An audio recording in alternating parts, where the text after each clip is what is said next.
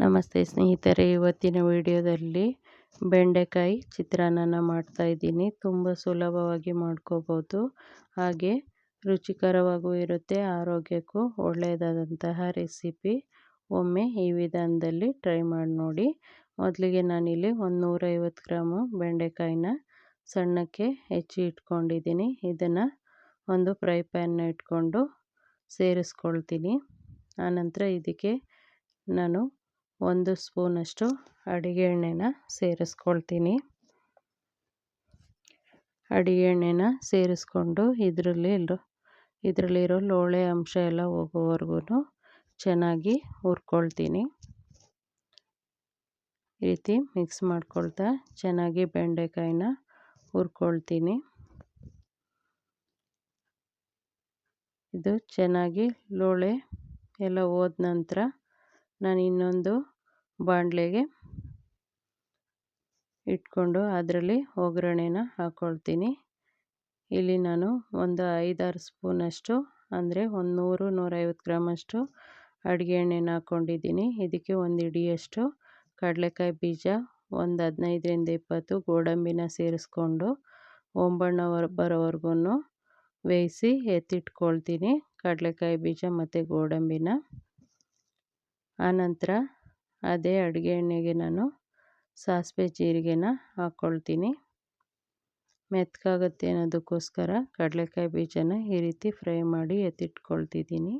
ಅನ್ನಕ್ಕೆ ಕಲಸುವಾಗ ಹಾಕ್ಕೊಳ್ತೀನಿ. ಇವಾಗ ನಾನು ಇದಕ್ಕೆ ಅರಿಶಿನ ಪುಡಿ ಹಾಗೆ ಹಿಂಗನ್ನು ಹಾಕ್ಕೊಂಡೆ. 1 ಸ್ಪೂನಷ್ಟು ಕಡಲೆಬೇಳೆ ಉದ್ದಿನಬೇಳೆನ ಹಾಕ್ಕೊಂಡಿದ್ದೀನಿ. ಆನಂತರ ಒಂದು 15 ಹಸಿಮೆಣಸಿನ್ಕಾಯಿನ ಸೀಳಿ ಇಟ್ಕೊಂಡಿದ್ದೆ. ಖಾರ ಕಡಿಮೆ ಇದೆ, ಹಾಗಾಗಿ ನಾನು 15 ಹಸಿಮೆಣಸಿನ್ಕಾಯಿನ ತೊಗೊಂಡಿದ್ದೀನಿ. 2 ಬೆಳ್ಳುಳ್ಳಿನ ಸಿಪ್ಪೆ ಬಿಡಿಸಿ ಸೇರಿಸ್ಕೊಂಡಿದ್ದೀನಿ. ಹಾಗೆ ಸ್ವಲ್ಪ ಕರಿಬೇವು ಸೊಪ್ಪನ್ನ ಹಾಕ್ಕೊಂಡಿದ್ದೀನಿ. ಆನಂತರ ಇದಕ್ಕೆ ನಾನು 2 ಈರುಳ್ಳಿನ ಉದ್ದಕ್ಕೆ ಹೆಚ್ಕೊಂಡು ಸೇರಿಸ್ಕೊಳ್ತೀನಿ. ಇದು ಹಸಿಮೆಣಸಿನ್ಕಾಯಿ ಸ್ವಲ್ಪ ಖಾರ ಬಿಡೋವರೆಗೂ ಫ್ರೈ ಮಾಡಿಕೊಂಡು ಆನಂತರ ಇದಕ್ಕೆ ನಾನು ಈರುಳ್ಳಿನ ಸೇರಿಸ್ಕೊಳ್ತೀನಿ. ಈರುಳ್ಳಿನ ಸೇರಿಸ್ಕೊಂಡ ನಂತರ ಇದು ಒಂದು 3/4 ಭಾಗ ಬೇಯಬೇಕು. ಅಲ್ಲಿವರೆಗೂ ಬೇಯಿಸ್ಕೊಂಡು ಇದಕ್ಕೆ ರುಚಿಗೆ ತಕ್ಕಷ್ಟು ಉಪ್ಪನ್ನ ಸೇರಿಸ್ಕೊಳ್ತೀನಿ.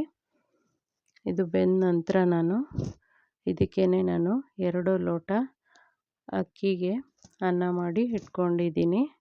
ಅದನ್ನು ಒಂದು ಅಗಲವಾದ ಪಾತ್ರೆಗೆ ತಣ್ಣಗಾಗೋದಕ್ಕೆ ಇಟ್ಕೊಂಡಿದ್ದೀನಿ ಅನ್ನನ.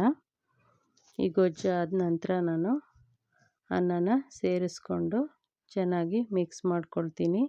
ಕೊನೆಯಲ್ಲಿ ಇದಕ್ಕೆ ಫ್ರೈ ಮಾಡಿ ಇಟ್ಕೊಂಡಿರೋಂಥ ಬೆಂಡೆಕಾಯಿ ಹಾಗೆ ಕಡಲೆಕಾಯಿ ಬೀಜ ಮತ್ತು ಗೋಡಂಬಿನ ಸೇರಿಸ್ಕೊಂಡು ಮಿಕ್ಸ್ ಮಾಡಿಕೊಂಡ್ರೆ ಬೆಂಡೆಕಾಯಿ ಚಿತ್ರಾನ್ನ ರೆಡಿಯಾಗುತ್ತೆ.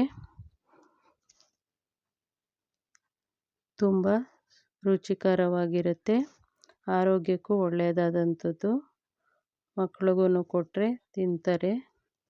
ಒಮ್ಮೆ ಈ ವಿಧಾನದಲ್ಲಿ ಟ್ರೈ ಮಾಡಿ ಸ್ನೇಹಿತರೆ, ಹೇಗೆ ಬಂತು ಅಂತ ತಿಳಿಸಿ. ಧನ್ಯವಾದಗಳು.